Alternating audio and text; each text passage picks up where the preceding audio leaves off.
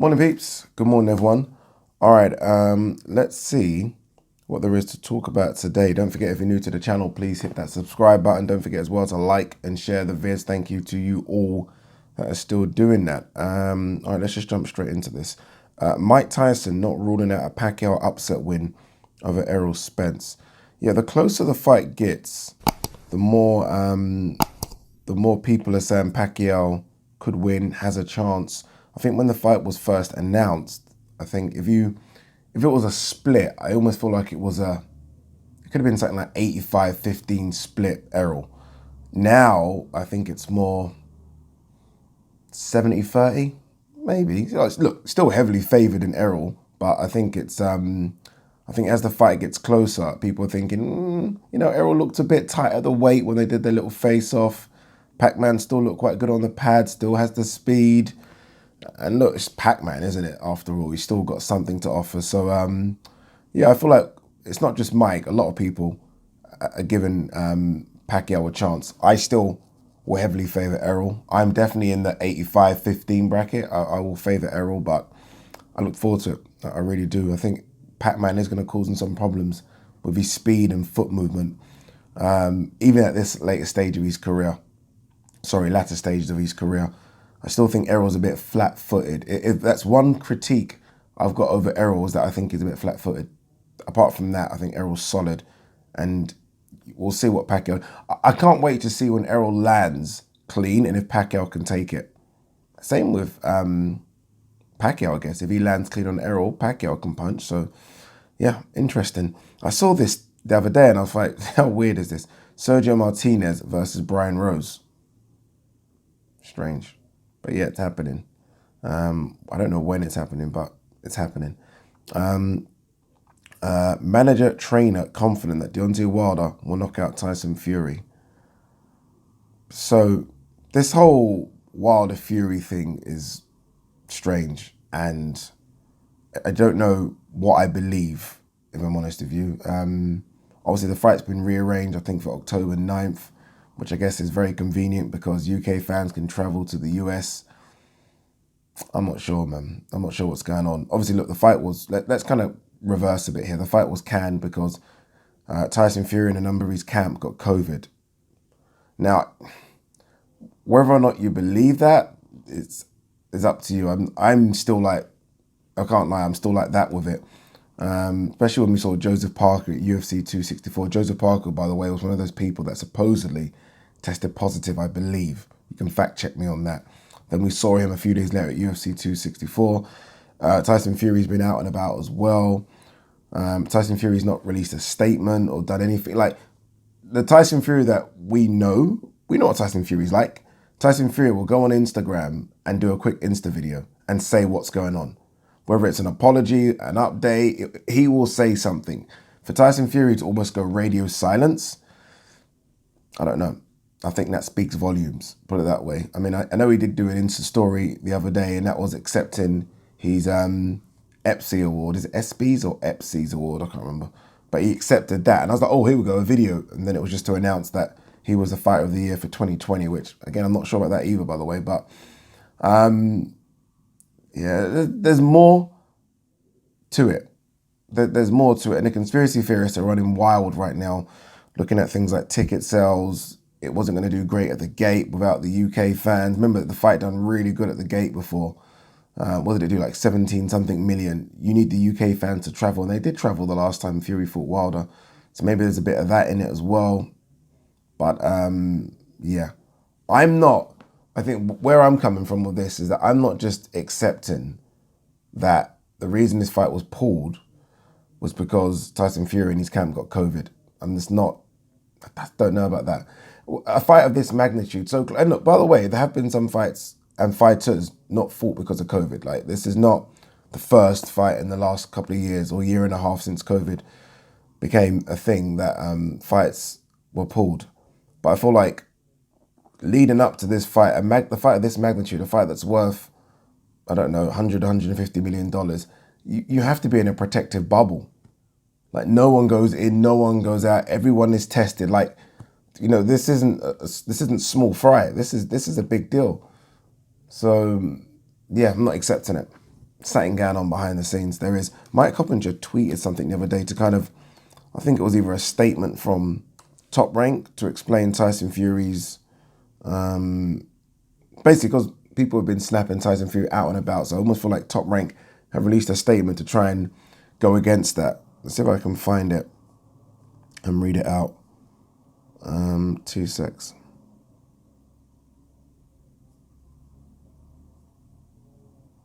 Okay, here it is. Tyson Fury, sources, was PCR tested for COVID on July 5th and received a positive result the following day. He had the first vaccine shot, but not the second, and experienced mild symptoms. He tested negative this past Tuesday and was cleared by doctors for travel shortly after.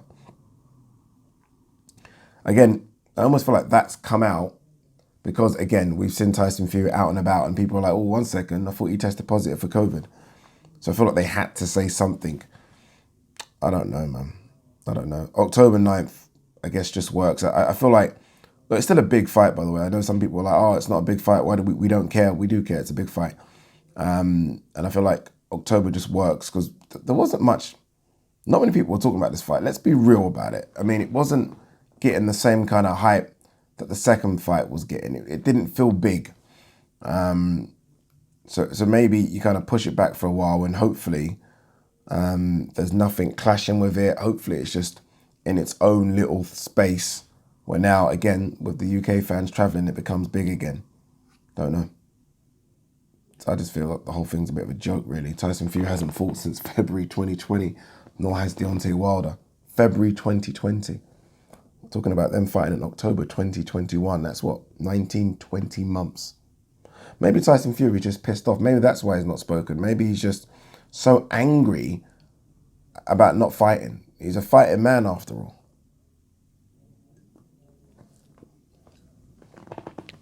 I don't know. Don't you find it fishy? I do. Regondo, I plan to ruin Casemiro's dreams. Don't be surprised if I knock him out. I'm so happy that Regondo, or Rigondeaux, is getting this opportunity. Just because there was some talk about Nonito Donaire fighting Casemiro. I don't know why or where that came from, but it's good. It is Regondo. I think this fight's 14th of August, I believe. It's going to be a good one. If there's anything left in him, then he can cause huge problems to Casemiro. Huge problems, but I mean, he must be like 41. Let's have a quick look. Must be getting on. Might even be older. 40. 41 in September. What day's the fight? Yeah, the 14th of August. Good luck. Good luck, Rigondeaux or Rigondo. Gilberto Ramirez, Bivol called me out. He said, no, I'm available. Yeah, that's a fight that makes sense. Ramirez, obviously unbeaten, coming off a good win against Sullivan Barrera. Bivol, unbeaten as well. Didn't look great against Craig Richards. Looked good in spots, but then started to slow down. But he had been out the ring for a long time, so that explains it. Well, we'll see. We'll see. Don't forget Jamel Charlo versus Brian Castano this weekend. Ooh, all the marbles. Unification, undisputed, every single belt on the line, even chucking the Ring Magazine beauty. It's going to be a good one. It really is going to be a good one. And no, we're not doing a live watch along. I've got so much stuff to do in the mornings that it just kills me, that stuff. Kills me. Other stories we got. I see that it was announced that Josh Warrington is fighting Mauricio Lara, the guy that caused maybe the upset of the year when he beat when he beat Josh Warrington. I think that was in February. They're going again in September. Headingley. I remember, or I think I saw that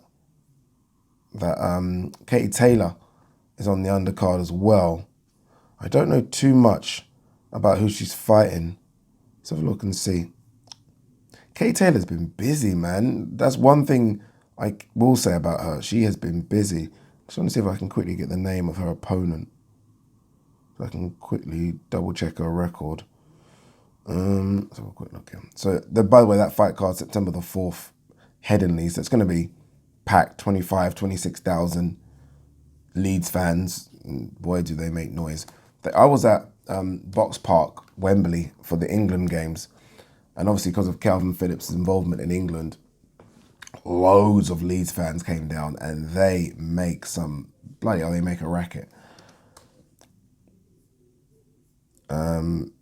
Han, Jennifer Han, that's who Katie Taylor's fighting. So a quick look. Never heard of her. I have to be honest with you. Jennifer Han is 18-3. Hasn't lost though since 2014. Has won. I'm use that 1, 2, 3, 4, 5, 6, 7, 8, 9. Has won our last 9 fights since then. Hasn't fought anyone though at all. The last person she fought was 15-10. Before that was 12-3, and that was for the IBF featherweight strap. So she's moving up in weight as well. It is what it is, isn't it? Look, she's busy, Katie Taylor. I will say that. As much as I can critique this opponent, she's been very, very busy. You think that she fought Natasha Jonas May, before that Gutierrez November, before that Delphine Pursoon August. So by the time this rolls round, she would have fought 4 fights in pretty much a year. That's solid. That's solid. And 2 of those were tough. Natasha Jonas, tough. Pursoon, tough. So, yeah, no, I can't even critique that opponent, if I'm honest with you. Still, come on, still good. Gary Russell, on financial upside of Gervonta Davis, it'll sell more than him and Barrios. It will. By the way, Gary Russell's talking about fighting Gervonta. What weight? It's not going to be at 140. 135, maybe. I mean, 130 will suit Gary Russell to the T, or down to the T, but it's probably going to be at 135. There have been some talk about Gervonta Davis versus Jojo Diaz. Obviously, Diaz is coming off that good win against Fortuna. But I thought Gervonta Davis wasn't allowed to fight anyone outside of the PBC banner. Now they're talking about fighting Diaz, who isn't in the PBC banner or under the PBC banner, or at least I don't think so. One second, let me just double check that. I should know this, shouldn't I? But we are kind of half asleep here. Yeah, he's not. That's the way he fought.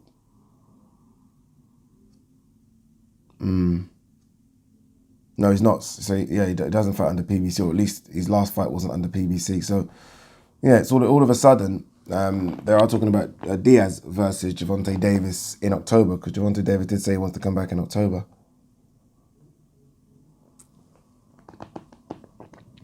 Shit, that spilled on me. Very quickly, I forgot to even talk about this. Obviously happened a few days ago now, so apologies. The passing of Seb Eubank. Yeah, just my condolences to everyone that knew him, the family. Sad news that. I'm not quite sure what happened and the situation around it. I don't think that's important. Just obviously we've lost someone far too soon, far too young as well. So again, condolences to everyone that knew him. Frank Warren open to Parker versus Eubank or Saunders. That's obviously Zach Parker coming off a good win. He eyes Arthur Yard 2 in October. Okay, we'll see. We'll see. Last couple of bits here. Josh Taylor aimed to challenge for real greatness when he moves to 147 pounds. Yeah, that's when it gets serious. And this is no discrediting what he's done at 140, because what he's done at 140 is incredible.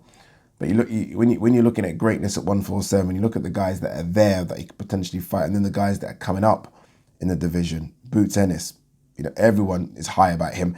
Everyone's high about Ennis like they were about Errol Spence just before Errol Spence fought Kell Brook. Like, okay, Errol's going to be the next thing. People are saying the same thing about Boots. Virgil Ortiz, who fights Cavi Velasquez, so there are those type of people there, aside from the usual names. So look, yeah, 147 will really catapult him into, as he says, real greatness. Even when he does move up, I guess it's going to be maybe sometime next year. I wouldn't be surprised if Josh has maybe 1 or 2 fights left at 140, and then the back end of next year has a kind of dipping your toes into the 147 division type fight. Wouldn't shock me. Abel Sanchez, Andy Ruiz does not want Wilder right now. He'll get slept. I agree with that as well. I think he'll get slept, and he'll get slept early. Especially the Ruiz that I saw against Areola. It's a fight I'd love to see, by the way, Ruiz versus Wilder, but I think he'll get slept. I'd rather see Ruiz versus Dillian White. I think that's more of a sort of pick-em fight. I think it is, you know. I know people would probably edge to Ruiz, but I like Dillian White's chances in that one. Oh, this is interesting. Hughie Fury struggling to secure top opponents, says Father. I saw this the other day. Yeah, well, I've always said that the issue with Hughie is that Hughie fights the guys that are sort of top 40, beats them, looks good, right? Like he did against Maris Vac. I thought that was one of his best performances. Then he jumps straight into the guys that are top 10 and gets beat. So your Joseph Parkers, the Povetkins, the Kubrat Pulevs. Do you know what I mean? Those are the guys that beat him. He needs to fight someone sort of ranked between 15 and 25. He needs that. And there are quite a few of those out there. There are, you know, the Charles Martins of the world. Helenius Kalnaki was supposed to fight. Those type of guys. Frank Sanchez. Those kind of guys are the ones he needs to fight. Then you jump into the guys within the top 10. I dare say names like Hergovich, you know, Hunter. Although I don't know if people still consider Hunter a top 10 fighter, but that's what he needs to do. I think the problem is we always see it with Hughie Fury. He goes from, as I said, top 40 to top 10. No, there's quite a lot in between. There is. I would love to see, obviously Joe Joyce is fighting Carlos Takam next weekend. I'd love to see Joe Joyce versus Hughie Fury. I actually think that's a very competitive fight. People will probably edge to Joe Joyce. I don't know. I think Hughie Fury could give him huge problems. Hughie Fury's movement's really good. I wouldn't mind seeing that.